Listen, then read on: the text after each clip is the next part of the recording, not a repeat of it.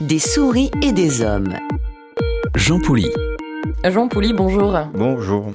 Avec vous aujourd'hui, on parle des rumeurs. Est-ce que les rumeurs sont amplifiées sur Internet et par Internet ?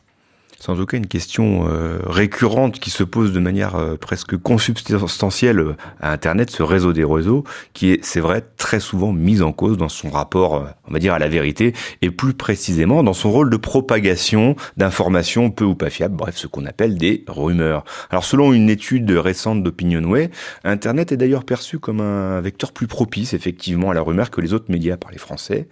Un tiers d'entre eux pensent qu'il y a plus de rumeurs qu'avant Internet, et surtout, 3/4 d'entre eux pensent que les faits sont déformés par Internet. Alors cette question est très intéressante, car Internet étant devenu le média des médias, il est après tout assez logique qu'il soit à la fois une sorte de champ de bataille entre la vérité et les mensonges, pour autant que ces notions aient une valeur absolue, et surtout un canal contemporain très puissant, justement, de propagation de ces rumeurs. On peut revenir sur la définition de ce terme rumeur et pourquoi Internet serait propice finalement aux rumeurs ?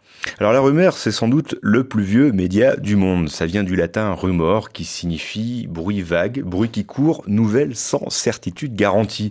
Et sans doute qu'Internet a plusieurs caractéristiques qui peuvent accentuer en fait ces attributs. D'abord, c'est le média des médias, je l'ai dit, une sorte de méta-média, donc il diffuse les rumeurs de plusieurs autres médias. Il devient mondial, il a une dimension mondiale et il diffuse très rapidement et massivement des informations. Et surtout, il stocke pour très longtemps des informations. Il devient donc possible à chacun de faire en fait des recoupements, des enquêtes, bref, de jouer un petit peu au détective ou au journaliste en herbe, et donc de diffuser ou de transformer des informations qui peuvent du coup devenir des rumeurs. Ces caractéristiques jouent sans doute un rôle important dans l'impression qu'Internet est à l'origine des rumeurs et qu'il les amplifie. C'est curieux, comment expliquer que les internautes se méfient autant d'Internet et de ces rumeurs et dans le même temps l'utilisent massivement pour vérifier une information ? Ah oui, c'est vrai, c'est un des paradoxes dans l'utilisation d'Internet. Alors pour expliquer ceci, le professeur de sociologie Gérald Bronner, qui est auteur d'un ouvrage qui s'appelle La démocratie des crédules, dit qu'en fait on est totalement noyé donc dans la massification de l'information, on en a souvent parlé, et qu'effectivement paradoxalement nous l'utilisons pour confirmer l'information, parce que pour lui, il est toujours possible de trouver une source qui va conforter nos préjugés. Voilà. En fait, il est très difficile de changer l'opinion de ce qu'il appelle un croyant. Si quelqu'un est convaincu que les Américains ont fait exploser les tours jumelles en septembre 2001, en fait, il sera assez facile de trouver un ensemble d'informations, de photos, de vidéos, de témoignages pour étayer un raisonnement, même spécieux, qui crédibilise cette hypothèse auprès de ceux qui sont, on va dire, prêts mentalement à recevoir cette pseudo-vérité, vous voyez.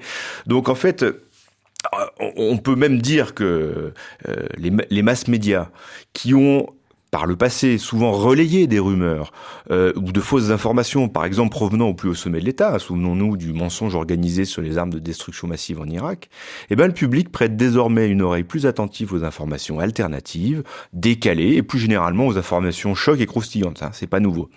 Et pour illustrer cette difficulté à démontrer la vérité, le même Gérald Bronner s'appuie sur un exemple que je trouve très éloquent. Il dit, voilà, je peux prouver qu'il existe des chevaux, mais je ne peux pas prouver qu'il n'existe pas de licorne.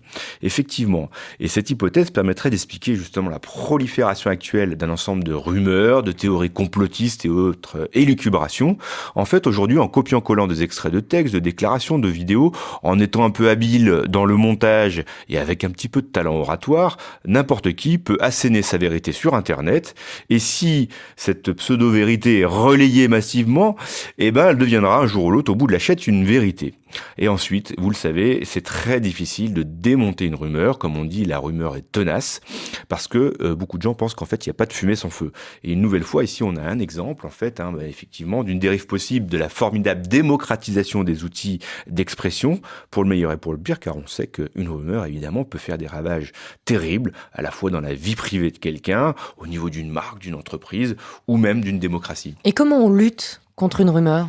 C'est très difficile, mais on a quand même, heureusement, quelques outils, déjà, des sites spécialisés contre les rumeurs. Alors en France, on connaît assez bien le site qui s'appelle Hoaxbuster, qui existe depuis quasiment la naissance d'Internet. Alors il suffit d'aller vérifier sur ces sites une information pour faire ce que j'appelle un premier tri entre les rumeurs assez grossières qui sont montées de toutes pièces, ce qu'on appelle les hoax en anglais, et puis ce qui va être plus discutable. Et là, il faut faire appel à son propre jugement.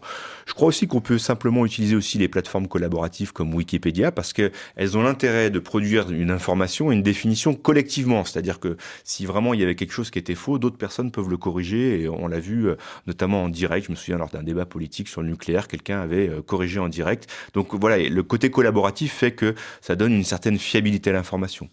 On a un petit exemple lyonnais, c'est sympa de le dire aussi, à la bibliothèque municipale de Lyon, le guichet du savoir, qui permet de poser une question à un documentaliste de la bibliothèque, donc qui est un professionnel et qui va répondre en 48 heures sur n'importe quelle question et de façon documentée, ce qui donne aussi une certaine garantie.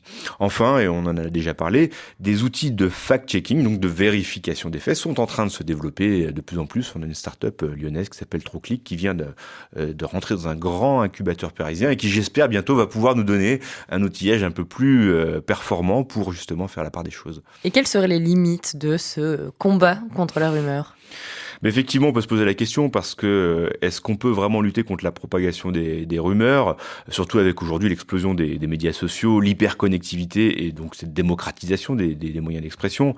Je pense qu'au mieux, il me semble important de se former un esprit critique, voilà, d'adopter une rigueur intellectuelle dans l'analyse de l'information, de suivre une méthode et non ses préjugés, et de ne pas croire évidemment à tout ce qui circule. Voilà, il est important d'adopter, à mon avis, un certain recul, voilà, déguiser son sens critique et sa curiosité pour vérifier systématiquement l'information qui nous intéresse. Et puis de façon plus générale, bon, c'est peut-être un avis personnel, je pense que la rumeur est profondément humaine, elle existe depuis toujours, elle a sans doute pour moi une fonction sociale importante, elle permet de faire parler, d'argumenter, de réfléchir, de réagir, de critiquer, de se moquer, de croire, bref, elle fait fonctionner le cerveau et affûte l'esprit critique et également, elle crée du lien social. Alors peut-être c'est sans doute un mal nécessaire, une sorte de contre-pouvoir au canot officiel de la vérité qui permet à l'ensemble du système de tenir et peut-être même à la vérité de se faire jour. Merci Jean Pouli, à la semaine prochaine.